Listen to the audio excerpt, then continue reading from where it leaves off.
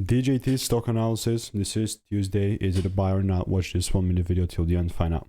So I'm looking at Trump Media stock and we're sitting at 47.42. 22% up for the day. So where the heck are we heading next? The way that I'm looking at this is I genuinely would love to take it even higher. So, I mean, you can see here that I was quite bullish, and since the price started delivering, I'm like, right. The only way that I would really double down on this bullish momentum is if the price pulled lower and we just open higher. I mean, that's understandable. Have a great day. Now, honestly, now we mark out the highs as well.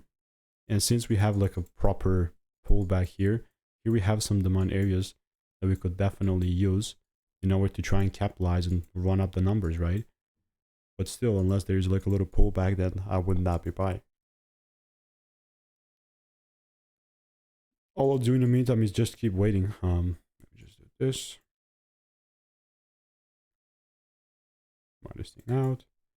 Confirmation. All I'm doing in the meantime is waiting. All right. So if you want to learn to make more money by taking less trades, click the first link in the description. All reviews are 5 stars.